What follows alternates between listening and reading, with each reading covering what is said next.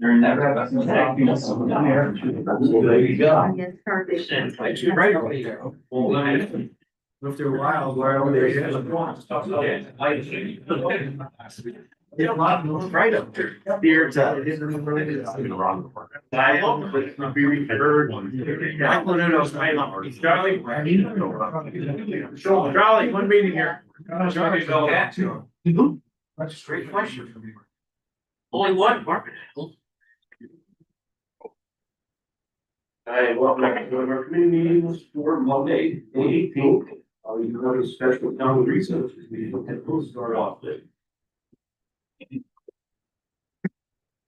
I'd like to call County Resources to order at 6 o'clock. And we have one agenda item here, and this is appointing our Board of Trustee member for the college. This is Terry Overbaugh from Catskill. Need a motion on that. Lavera, second Lennon. Any other discussion? Second by Norrington also. All in favor? Aye. Opposed?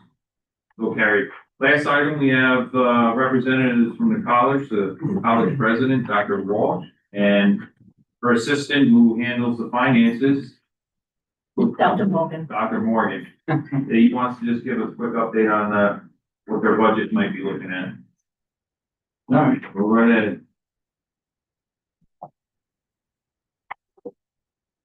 Well, thank you very much for this opportunity to be here. I've only been at the college since January, but already I've gained a great appreciation for what you all do to support the college and the overwhelming sense that we are part of a larger community that really values what's happening there. So try to make good use of the resources that you provide for us, and thank you very much for that. I wasn't really sure what to prepare for or what of most interest to you, but I'll just tell you a little bit about the budget. This is a time of year that we start working on the budget. Maybe for your information, to tell you just a little bit about the makeup of the budget. On the revenue side, it's a large part of the support actually comes from the support of the sponsoring counties, Greene and Columbia County. About a third of the revenue budget comes from those two sources. So we got a couple of million, nearly 3 million from New York State. About $5.5 million comes from student tuition and fee. And then there's some smaller amounts that make up the revenue stream. The expenditures are split largely into four broad categories. One is salaries and wages that make up about roughly about a third of the budget, maybe or more. Well, actually, it's more than that. It's about 50% of the budget is salaries and wages. If you add to that fringe benefits, that's another 25%. So about 3/4 of the budget is devoted to people and their benefits. And then the remaining quarter is split between what we call contractual expenditures, but it's really just the day-to-day non-personnel expenditures and equipment. The budget is about $20 million. We're about 2/3 of the way through the fiscal year. And so far this fiscal year, we've tracked fairly closely with the budget. It looks like we may end a little bit better than we had anticipated, but that's yet to be seen. But we're feeling confident about ending in a position equivalent to what we were budgeted. That budget, however, assumed a $1 million deficit. That deficit is covered by money that has been accumulated over past years prior to this, where there were more positive year-end results. So some of that money was collected in a reserve that we can tap into. That reserve now stands at about $1.9 million. So we're beginning the process for developing the budget. Now we've collected from all of the departments their recommendations for what they think they need to operate their particular aspects of the college for the coming fiscal year. Maybe I should say our fiscal year goes from September 1st to August 31st. So our fiscal year will begin shortly after the summer concludes. Our budget schedule then calls for us to develop a preliminary budget, which we've just, as I said, started on. And in July, and June, we'll have further meetings with constituents of the college, with the Board of Trustees. I'm sure we'll have time to spend with you all to go over the budget as we develop it.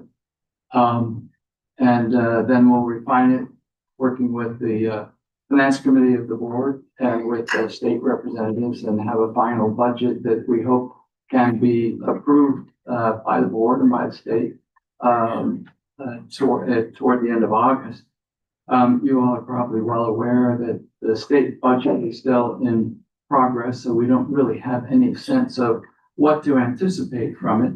But we're just planning as though it'll be, for now, essentially status quo, that there won't be any huge increases in anything or any huge decreases in anything. As we look ahead to the budget, the big items that we're thinking about and following is enrollment, health insurance, personnel expenditures, and utilities. In terms of enrollment, the number of students, we're right now expecting the enrollment to be equivalent to what it was this current year, with no big changes in it. One element so the number of students affects the tuition revenue, but also the rates for the tuition. We have not decided whether or not there will be an increase, but if we do have an increase in the tuition to just keep up with the general cost of operating an institution, each 1 percentage point in increasing the tuition rate is approximately $55,000 for the college. Similarly, as we think about being able to retain and hire the best possible individuals for doing work in the college and the important task of educating your students and students from this area, we want to make sure they're paid properly. And so another element that we'll be considering, again, remembering that about 75% of the budget is personnel related, is can we afford to provide increases for next year? And if so, in what magnitude? So each 1 percentage point of increase for salaries and wages would be about $95,000. We have had preliminary conversations with our health insurance broker, and it appears that they're warning us that our increase may be larger than we might prefer or want because of adverse experience with people who have had some catastrophic illnesses. So they're out beginning to beat the bushes and see what they can find in terms of some kind of affordable yet appropriate level of insurance for our employees. And then with current world circumstances and the cost of utilities rising so rapidly and cost of expenditures, generally, we're going to keep a wary eye on those things as we develop the budget too. So that's just kind of an overview of where we are and what the budget looks like and what we're doing. I'm certainly happy to answer any questions that you all may have if this was just too general or too quick. Anybody with our committee? I would ask, be careful with the use of those funds that have been set aside. Oh, yeah. The rainy days do come. Yeah, yeah. And once they're gone, they're gone. Yeah. Definitely in next year as well. Absolutely. You guys expended the remaining funds from the rehabilitation the college did over the last 5-6 years. I know there were certain phases they did, and I think there was We have one one, additional phase that was being looked at. we have 1.8 million left in phase 4, Yeah. which we're going to try and make sure we complete by this year so we can plan for 27-28 budget for another phase. So that's going to take us a little while to plan that out.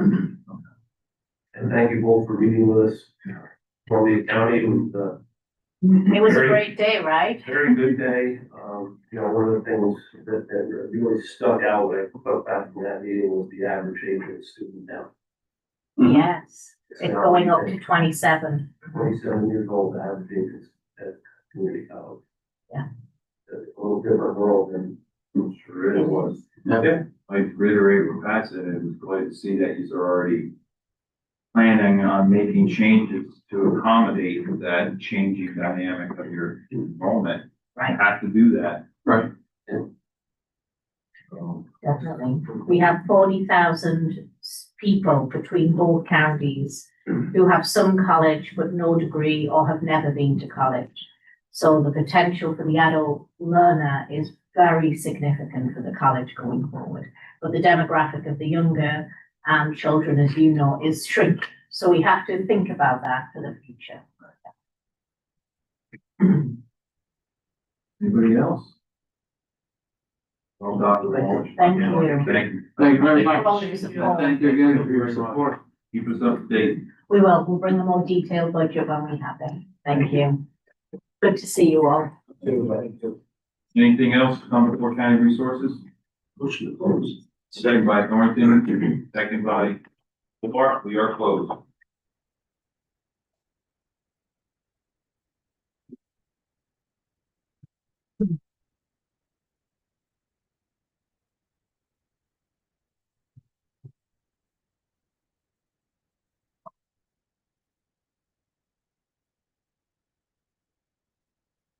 Evening, I'd like to open up Economic Development and Tourism Committee at 6:12.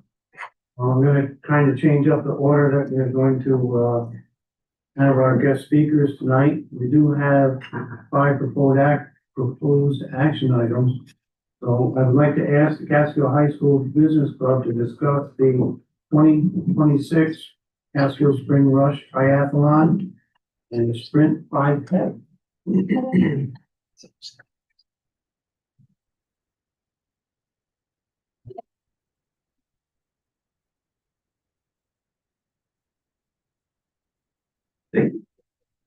Being bigger on.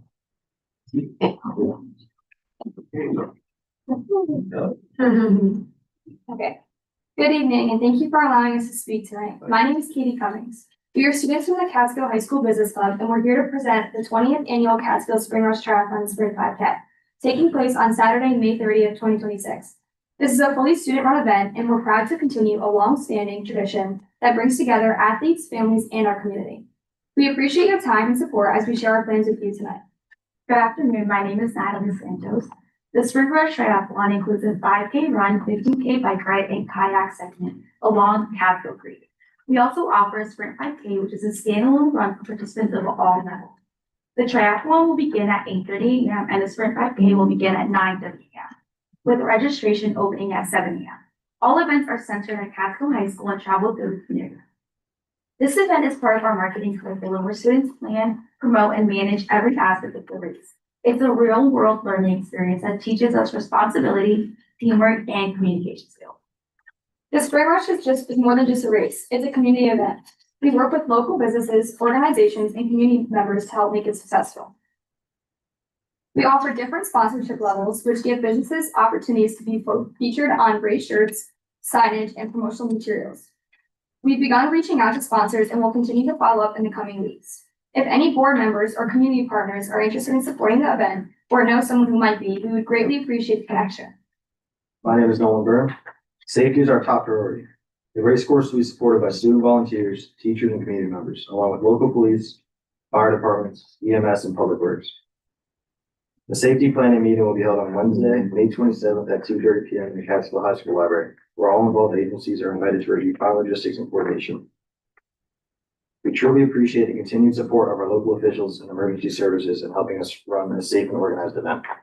We are respectfully requesting support in the following areas: approval to use village and town roads and public spaces for race day, coordination with police, public works, and emergency services, help promoting the event to encourage participation and community involvement. This year's theme is Run, Ride, Row, Conquer, and it represents the energy and determination behind both the race and our work as students. We hope you'll join us on race day as a participant, volunteer, or supporter. Thank you for your time, and we'd be happy to answer any questions. Anyone have any questions? How many folks do you have signed up so far to the run and race and? You know, Oh, sounds like a question for Hernandez over there. We have 5 online registered. And we know we have like a few of our regulars have already indicated. So 15 or so. Our hope, I mean, last year it rained like crazy. Yeah. It was a beautiful event. We wanted to organize, we did a tribute to the Schindler. So people showed up. It was beautiful because we still had, 30, 40 people right, raised. We lost probably half, if not people that were gonna show up because of the weather. So every year is different. So we built it based on, we put the work in, we send out the marketing. Your tourism, your marketing has helped us every year, so it's all out there, so. awesome. We hope to have 100. Mr. O'Connell Day's break is coming this year for the team. Yeah, we'll be there. You're Are you running? Dark kayak and Michael run. There you go. Wait, are you guys like the senior or the? There's racing. We're gonna put Harry in a kayak. Do we have a? Oh, yeah. Any other questions? The Catskill legislators, as well as Legislator O'Connell, we did sign the Wayne Steenberg grant for you folks, so we'll get that to you soon. Thank you. Thank you so much. Thank you for the presentations, very good, thank you. Thank you. Thank you. Good luck. Thank you. All right, next time. Next, I'd like to ask Dan Ellis to come up and give us an update on the property down Cement. Yeah. Oh, good.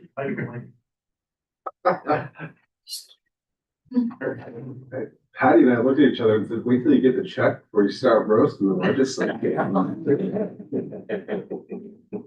Just a few quick updates on the proposed action items. First and foremost, you'll see there's the resolution formally objecting to the counter-scale flow visitor use management plan. We discussed that last committee meeting, to do a resolution, but also to do a public outreach urging the public to provide comments. So that went out today. Actually, we peppered all of our email lists along with a social media campaign. We did Facebook this morning and the Instagram tonight.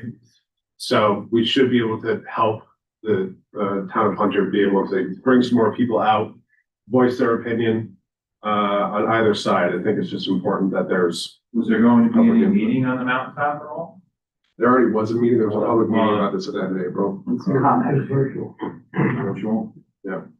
But the comment period's up until June 1st. So, At DEC, it was virtual with them there. and then we have we can take contact here to us and put them in the right direction, but the blast had a link to the VUM as well as just the landing page on DEC, but if anybody has any questions, we can put them in the right direction as well. Thank you for putting that out there. I mean, Of course, it's important, very important. Additionally, there's 2 resolutions relating to Cemented, which gives me an opportunity to just give a really brief update. Since the last committee meeting on May 4th, we had a public open house. I saw a few of you there. Thank you for coming. A decent turnout. We just kind of went over, part of it was doing a presentation like we've been doing with all the stakeholders, just walking them through the process, helping them understand what the expectations are and the timeline.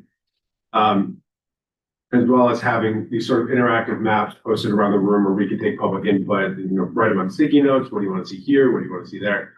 Overall, there's optimistic support and general support for redevelopment of the area, cautiously, rightfully so. There's a lot of unknowns about the site. However, there's a pretty vocal desire to want to see something happen, which is good. And that was just sort of Catskill. There's going to be more opportunities for additional public input. We're inviting, especially people in the view shed, both across the river, our friends at Awana, to help provide some input. But in that same vein, we wanted to make sure that we were giving at least 30 days from the publication of the seeker designation on the environmental publication posting board. So item number 2 is going to be amending that last resolution to extend the public comment period until May 29th. So if your constituents have any questions, desire to provide more input, you can do so either by reaching out to Tori or just going on our website. The third item tonight is authorizing out-of-state travel for myself to go to Logan Township in New Jersey to look at a rail yard that goes directly into a site that could be something like Cementon's final end use. With the private rail siding that's on site there, they go with their own switching terminals. And after various meetings with CSX, they'd indicated that this may be something as a, not a 100% replica, but a template of what potentially could be established in Cementon and enhancing the freight capacity there. So I'm gonna go see it firsthand, see how it looks, kind of understand the logistics of it. It'll be a day trip, I'll be down and back. And then additionally, this is the time we're starting to prep up for snowmobiles. The fourth item is not typically what we do every year. There's 3 phases for this application. There hasn't been a trail adjustment in a number of years. When we, except this year, they're rerouting a trail to avoid some flooded areas.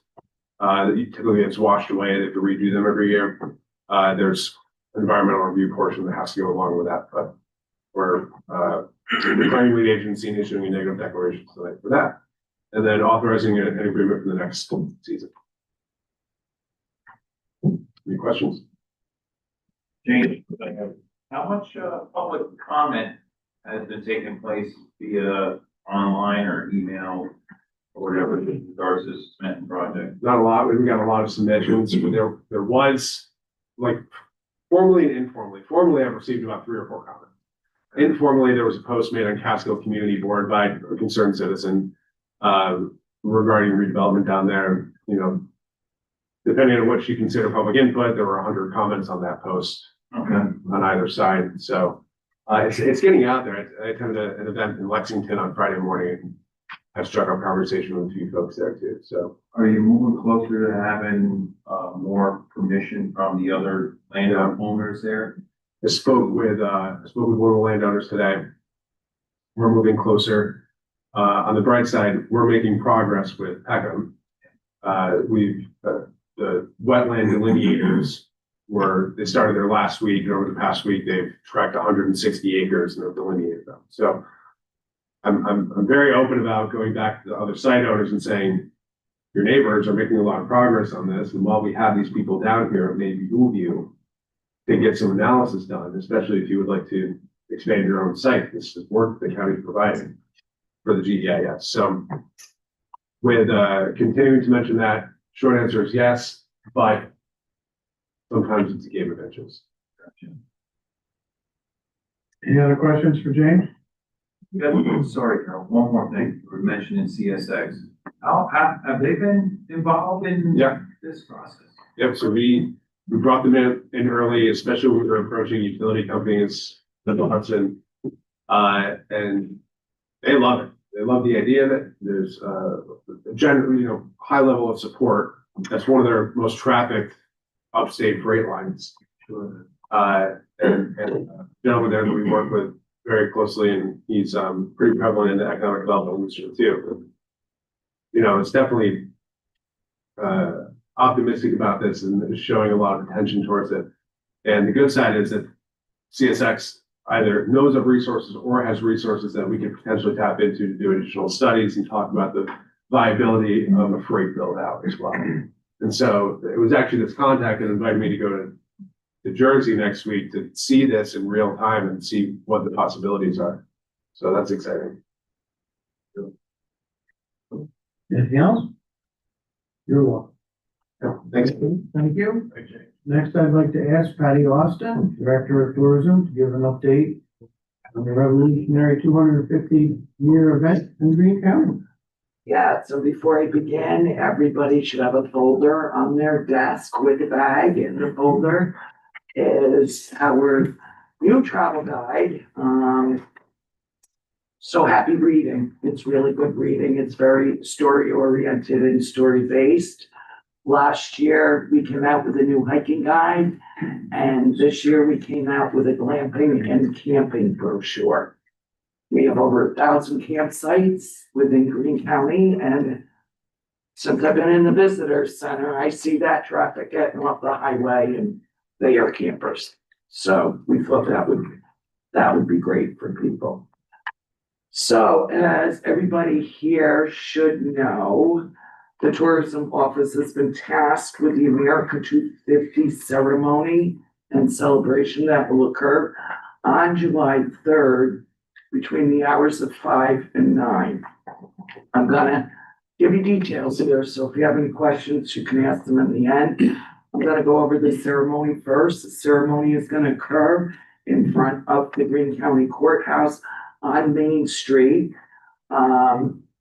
Tommy Andreessen from the Greene County American Legion is our master of ceremonies. We will do the posting of colors, followed by the national anthem, invocation by Chaplain Ron Dean, the Pledge of Allegiance. The ceremony will include a ceremonial statement by Tommy Andreessen, veterans remarks by Amanda Lyons, and historical remarks by Jonathan Palmer, as well as the dedication of the historical markers. We have 2 historical markers that are going to be put on the sides of the steps of the front of the courthouse. There's 2 walls there, and that's where they will be mounted prior to the ceremony being made as we speak. Guest speakers, I'm hoping Senator Michelle Hinchy. I've been having conversation with their offices. I tagged Chris Tagg at the Veterans Ceremony Saturday, and he said he will definitely be there. And I told him to bring his family too, and his grandkids, because they'll have a good time. Daughters of the American Revolution, Onteora chapter will speak. Jonathan Palmer on behalf of the Greene County Historical Society, and Dick Muccio will do the reading of the Declaration of Independence. Patrick Linger is gonna speak, Pete Kosminski is gonna speak. Then we're gonna have the folding of the flag with narration. After the 13 folds, we're going to put that flag in the time capsule. I'm not sure if you're all aware of the time capsule. Sean Broden is in charge of that. I have reached out to people and asked them if they'd like to share information to put in the time capsule. I have my stuff. We're gonna do the firing of the cannon, God Bless America by Megan Darling, a closing prayer, closing remarks, and retiring of the colors.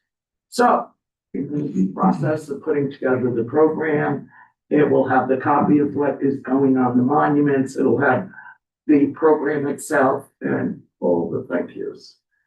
So that's where we stand there. I figure that ceremony will be approximately an hour long. Main Street and Church Street will be closed at 3 p.m. that day. And I'm working with the village police, and obviously went to the village to get permission, went to the village board. So in way of vendors, of course, Greene County Tourism will be there. We'll have all our information to give away. We have a selfie photo booth. We have red, white, and blue glow-in-the-dark bracelets for the kids, small American flags, and the Constitution of the United States booklet. Greene County Sheriff's Department will be there with a canine demonstration. Greene County Emergency Services will be there with their mobile command unit. I have 3 Greene County Fire Departments that responded: Catskill, Piscataway, and Prattsville. The Greene County Historical Society will be there with member information and information for the Better Research Library. Got 2 free portable bathrooms from Big Top. I'd like to thank them. We have live entertainment by Second Chance Band and the sound system by Phil Pizarro. They will play in front of the county building. I have line dancing by the Stepsisters, a roaming magician, a roaming balloon artist, a roaming Martha Washington, a street chalk artist, a wood carver, The New York State Bridge Authority is gonna be there. They're hoping to purchase a bubble machine and have bubble giveaways for kids. I'm hoping Catskill Constellation does puppeteering. I know they are working with the Veterans Agency to also have a booth outside his store. Face painting by Loomies, Thomas Cole National Historic Site is going to do landscape painting and coloring pages for the kids. Hudson Athens Lighthouse will have informational table. Catskill Public Library and Pratt Museum are undecided. I have Tal's Hot Dog Trolley, Texas Tornado Chips, another food truck. There'll be sidewalk sales and outdoor cafe areas.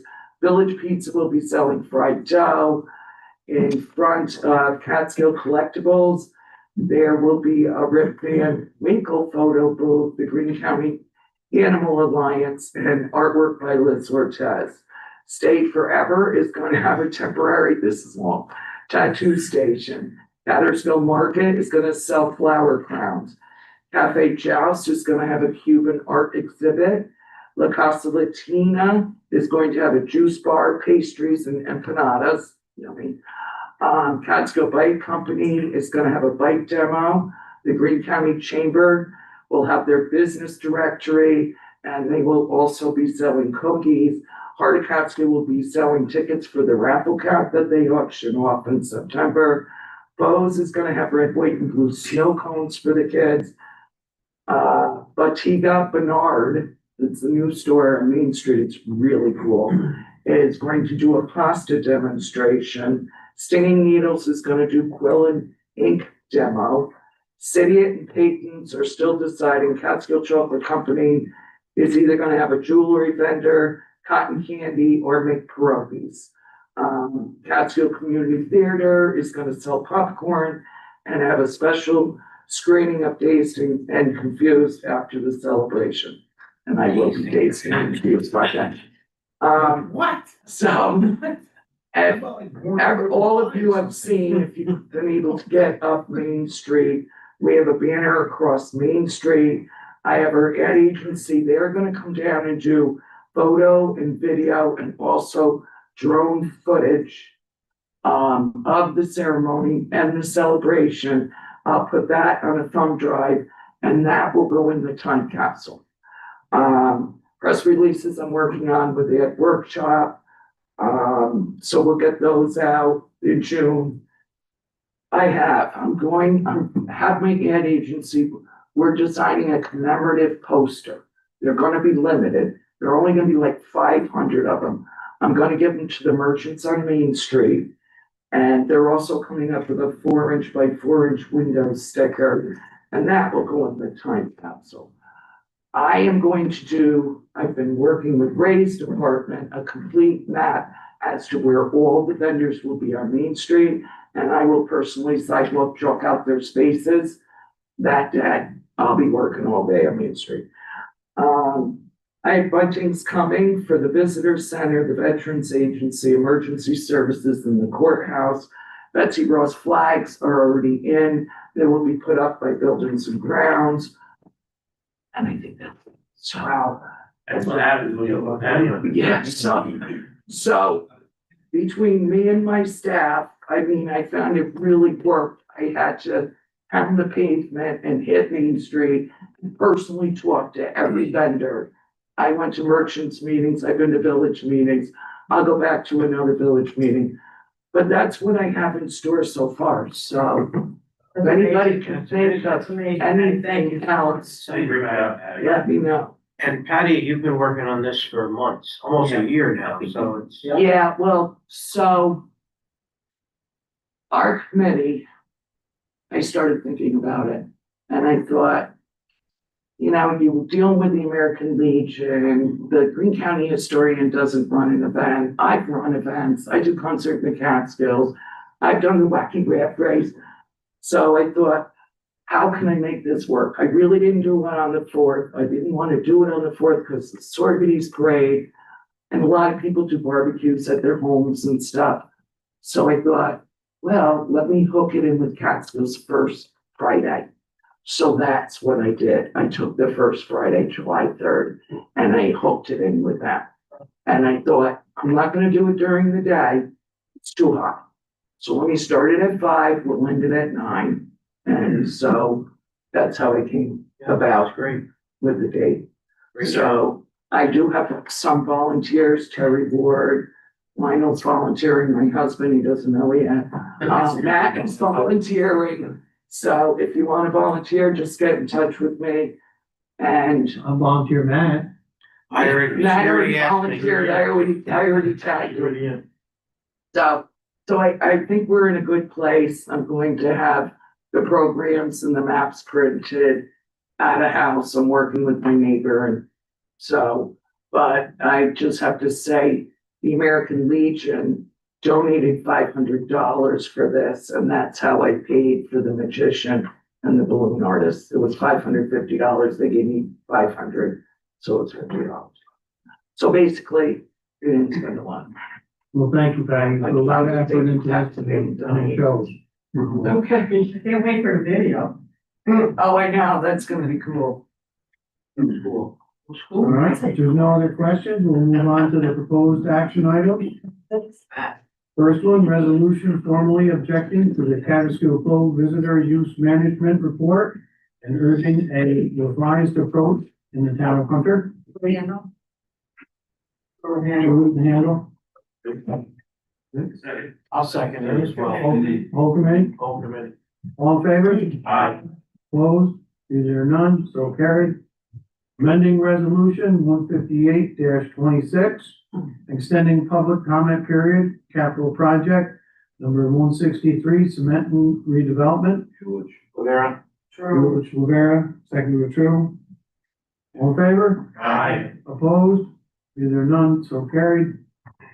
Authorizing out-of-state travel, James Hannis, Director of Economic Development, Tourism and Planning. Rivera. Lennon and Handle. All in favor? Aye. Opposed? Is there none? So carried. Declaring lead agency and issuing a negative declaration under the State Environmental Quality Review Act for snowmobile trail reroutes associated with the 2026-2027 snowmobile grant program. Village Torrington, all in favor? Aye. Opposed? Is there none? So carried. Authorizing agreement and grant application for Big Valley Trail Breakers Snowmobile Club, trail development and maintenance. Torrington, Torrington Village, all in favor? Opposed? Is there none? So carried. If there's nothing else to bring before the Economic Committee? All in favor? Aye. We are so close. Thank you.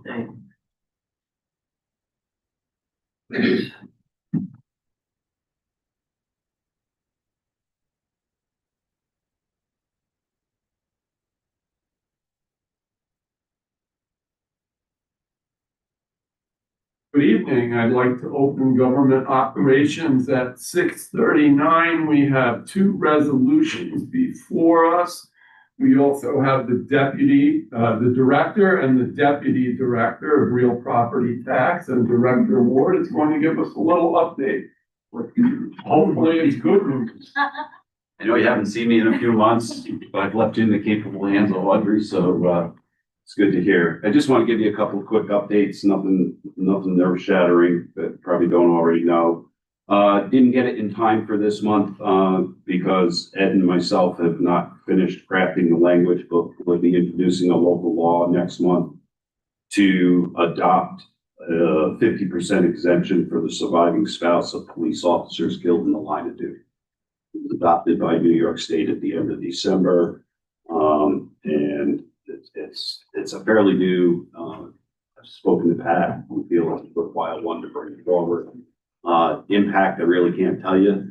We have no idea how many surviving spouses. But it's pretty narrow in its scope, so we'll bring that forth to you next month. The veterans exemption, which we've been discussing ad nauseum since last spring, summer, which was signed into law, then amended in January. Now there's part N of the state budget, which is changing it again. And then there's also new legislation. So that is totally up in the air. I have no idea where it's going to land. The only good news is the amendment made it not effective until next year's roll. So we don't have to work on it too much this year. And I don't know if Audrey mentioned about RPSO, it's Real Property System Online, the software that we've been using since the 90s, the state, since I've been director actually in 2016, the state has been working, they had a contractor, they canceled the contract, they're developing it themselves. I signed on to be the 4th county in New York State with an implementation date of July 27th. I got announced 10 days ago, they put a pause on the whole software program. So we have no idea, 3 to 6 months. There are 3 counties that are converted. They're struggling. Nobody bought to test this thing for a complete assessment cycle. So as they step through the assessment cycle, they're finding problem, fixing them, finding problem, fixing them. It's kind of hilarious. I offered to them 2 years ago to be the guinea pig county to do that for them. Didn't accept my offer. So that's where we are. I don't know if we're going to get converted in. The last I spoke to the head of the program, possibly this fall, we could be looking at it ahead of doing county town tax bills. So I'm not excited. I was excited about doing this in a very off period for us. We'll see where we go. And then the last thing I wanted to update you on, because April mentioned it last month about Chippy, the direct current line. I think she briefly mentioned that I had worked with Paul Goldman, the attorney for the IDA. I wanted to give you a little more detail of what really transpired. I had 2 assessors of our 4 towns that the line goes through reach out to me in early spring, wanting to know, what am I going to do? I've got this line in the ground, but it's not live. And the IDA pilot doesn't kick in until it's operational. And I said, good point. So I gave Paul Goldman a call and I says, are you willing to give up a year of your pilot, or offer to start your pilot a year earlier? And he says, well, I don't think they're going to want to do that. And I said, well, I'm just asking. So he arranged a meeting with myself and the attorney for Chippy out of, I forget what company, Matt Moses was the attorney's name. We had a conference call the following day and I kind of put an offer on the table. I said, you've got value in the ground. I want to assess it. I don't know what you're doing in any of the other counties that you're going through. But I've heard other counties putting a $0 on it for the year. I said, I've got value in the ground. I've got assessors asking for it. I said, can you bring back to the company what we feel would be a valid offer? They came back within 3 days with an offer of 1.5 million per mile, something to that effect. The total line is worth over 106 million when it's built, when it's operational. The state we have 1 mile of submarine in Catskill. The rest is all terrestrial. The state valued the submarine portion under what's known as special franchise of public utility in the public right of way. The river's a public right of way.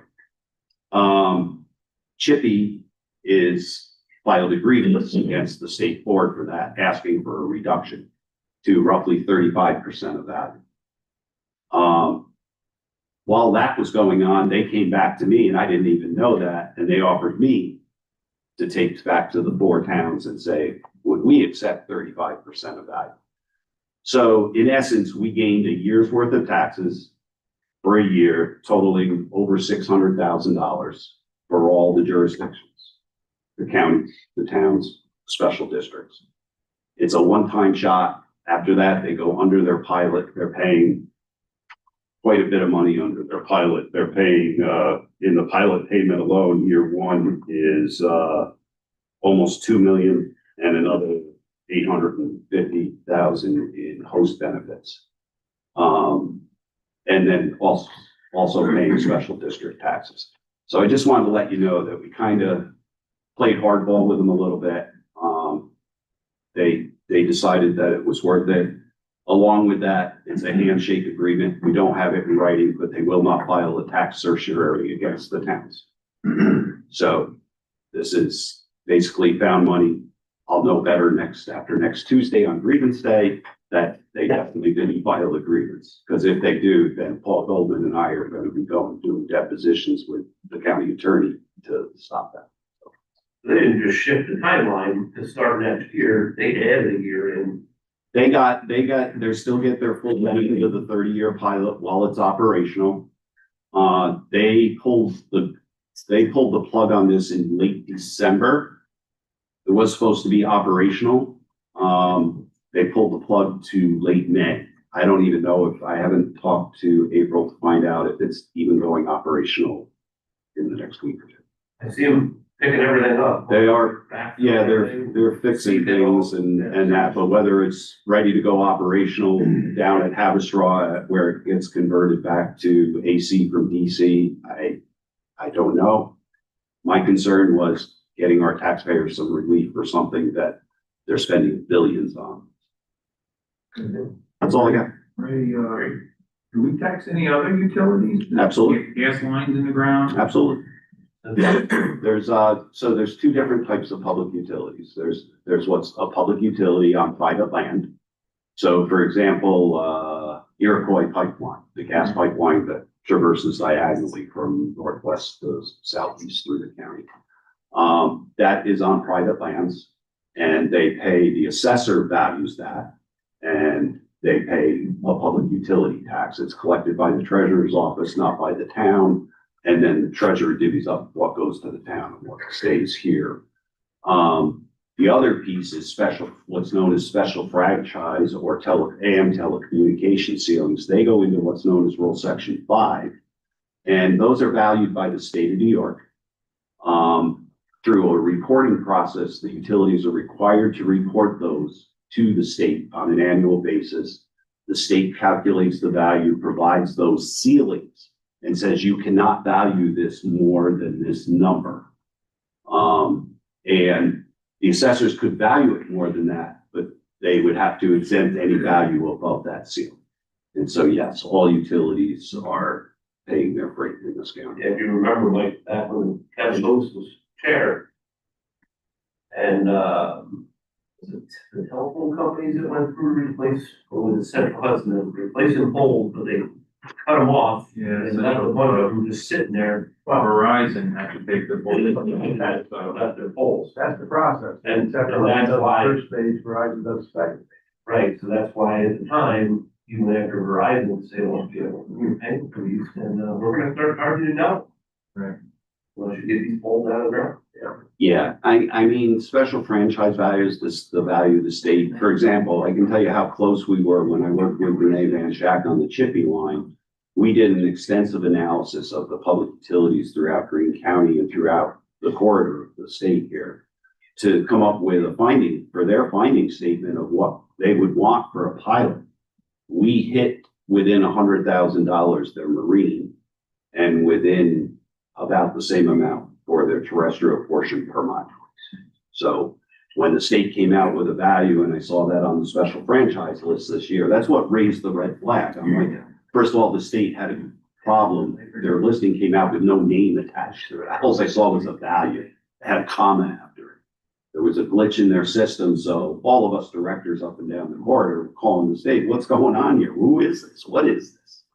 And we found out that it was the marine portion. And then about a week later, I found out that I think because of my phone call to Chippy, they didn't even know that there was a special franchise value put on it, even though they supplied all the information to the state. They weren't expecting it until the following year.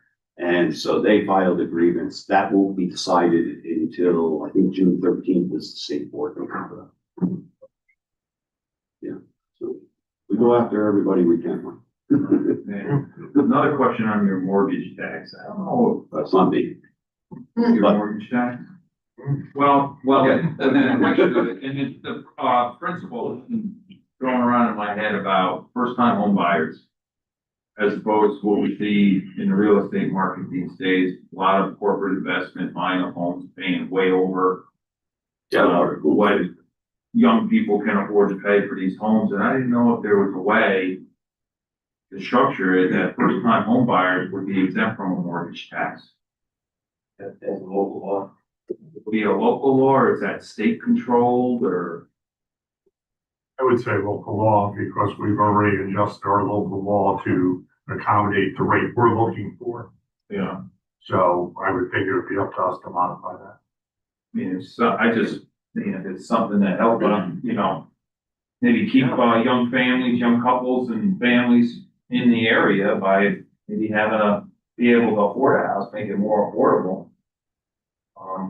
In their, payments and a mortgage. I'll do some research on that. Talk to Keith and his staff and Marilyn and see if anybody. And, Back to you with the- and we'll see if we can find out if there's something. You could, that'd be great. I'd like to know that. Okay. Thank you, guys. No problem. Anything else? Thanks. Thanks, Rick. Thank you. Okay, we have two resolutions. Number one, authorizing the distribution of the mortgage tax. Hobart. Martinez and Hobart, all in favor? Aye. Anyone opposed? Number two, reappointing member, Greene County Civil Service Commission. Hobart. Martinez and Hobart, all in favor? Aye. Anyone opposed? Does anyone else have anything to come before government operations tonight? Need a motion? Hobart. Hobart, no comment. Thank you.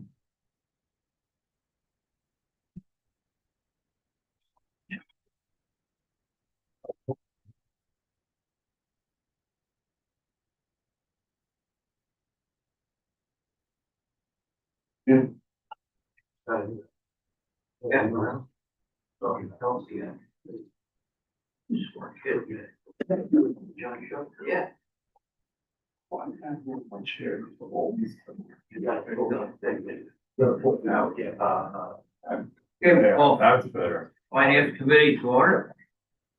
Several agenda items. First is a resolution in support of Senate Bill S 9545 Bailey, Assembly Bill A 0231 McDonald, related legislation.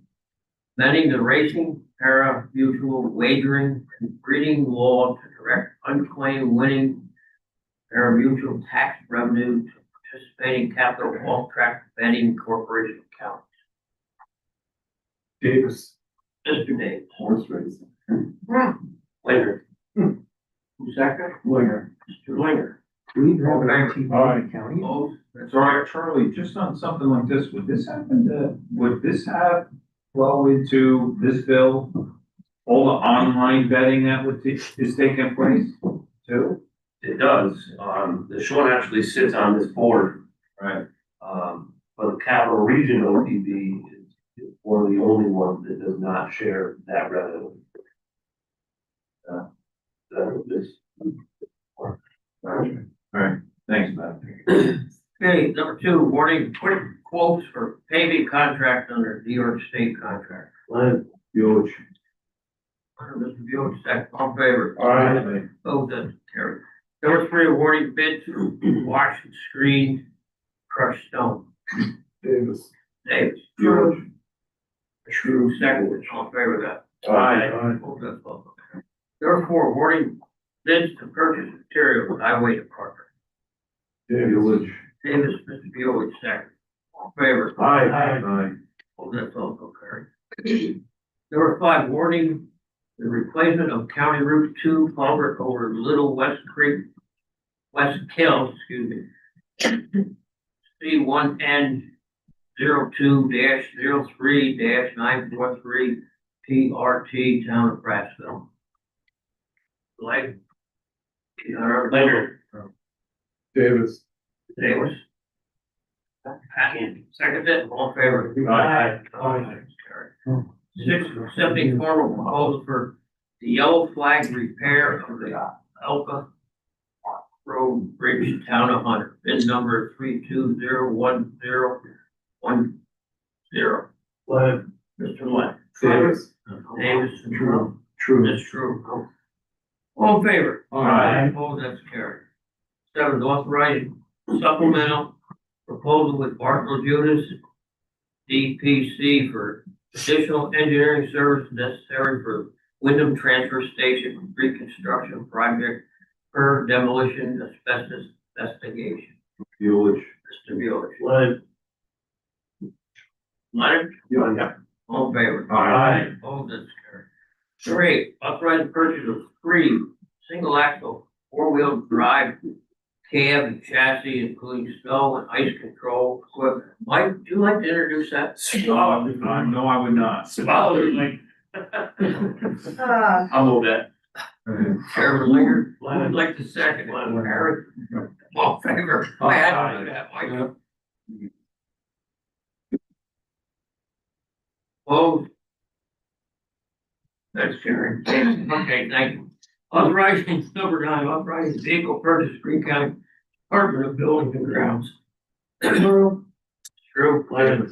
David, second, all in favor. Aye. Oh, that's carried. 10 is authorized out of state travel, GC SRO Deputy Dustin Rogers. Lennon. Davis? Mr. Davis. Mr. Davis? I don't know. How's Bill? All in favor? Aye. Oh, that's carried. 11, authorized agreement, Greene County Public Health, Early Veterinarian Hospital Rabies Clinic. Davis. True. True. All in favor? Aye. Opposed, that's carried. 12, authorized agreement between Greene County Department of Human Services, Aging, Coordinated Care Services, Inc. So there, you're, who? True. All in favor? Aye. Opposed? 13, authorized agreement, Greene County Department of Human Services, Aging, Coxsackie Transport. True. True. Bueller.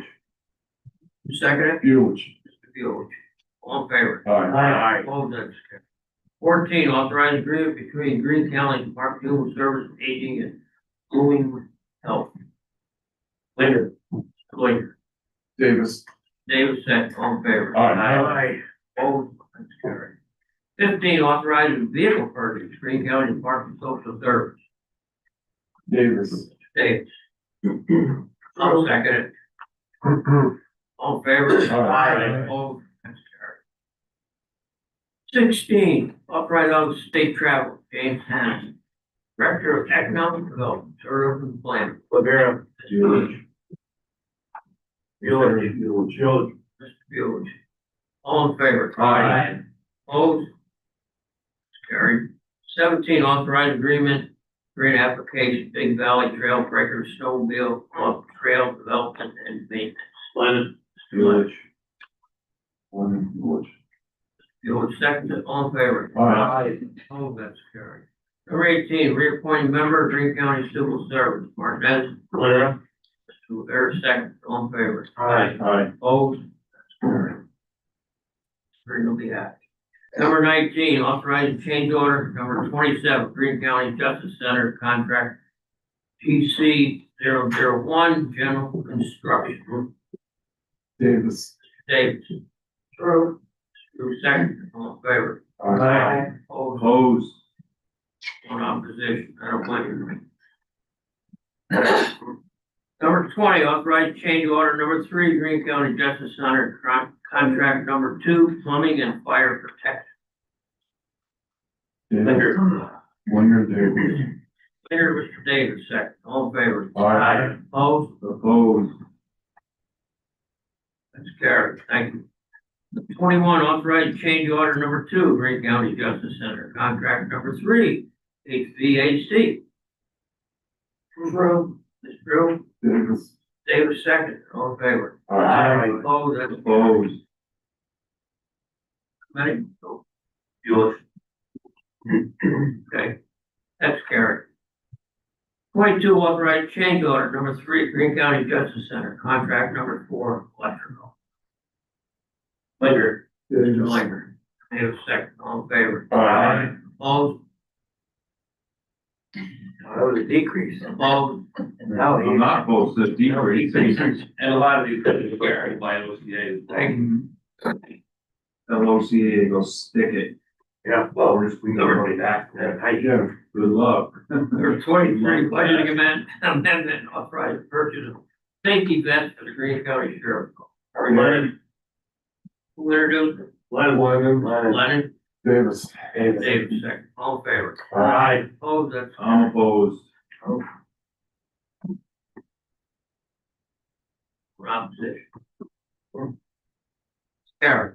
24, budget amendment, Greene County Public Defender, Division of Criminal Justice Service. Davis. Davis. Later. Second. All in favor? Aye. Opposed, that's I'm carried. opposed. Opposition. Okay. 25, authorizing distribution of mortgage tax. Marquez, Rivera. Mayor, second, all in favor? Aye. Opposed? That's carried. 26, authorization of paid claim highway. Village. Rivera. Mayor, second, all in favor? Aye. Opposed? That's carried. Number 27, authorization of paid claim. Marquez, Village. Davis, Village. All in favor? Aye. Opposed? That's carried. That's all we have. Now, tonight with us, treasurer. Hopefully, he's got some welcome news. Good evening, everybody. Yeah, let's start with our delinquent taxes. In summary, collection of delinquent taxes in April of 26 totaled $347,067.35 compared to $443,849.39 in April of 25, or a decrease of $96,782.04. Year-to-date payments for 2026 collections are $1,634,881.75 compared to $2,709,990.28 in 2025, or a decrease of $75,108.58. In summary, our delinquent county taxes, the amount due to Greene County for delinquent taxes as of April 26 is $6,052,131.02 compared to $6,321,960.78 in April of 25, or a decrease in $269,829.76. Important to note here, and I hope you guys follow this in this sense, even though our Greene County payments of delinquent taxes are down, our overall taxes that are delinquent are down. So we're actually trending better than we were in 25.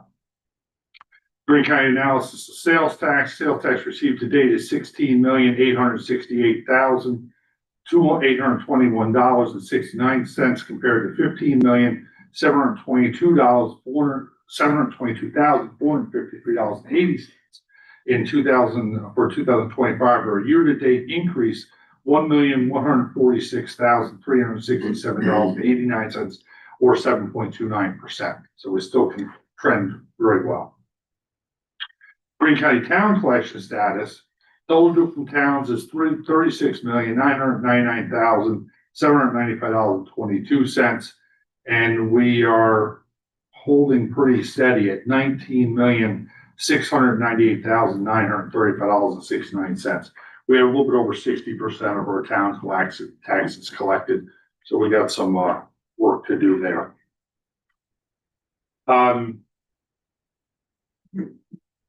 Two parcels fell off our top 25 list that we've been tracking for you. A large retail store at 170 West Bridge Street, owed $58,372. Penalties $11,097. They paid $69,469.96. And we have some row buildings on South River Street, owed $17,807.27. Penalties $5,883.40. They paid $24,046.82. So we have two new folks on the bottom of the top 25 list.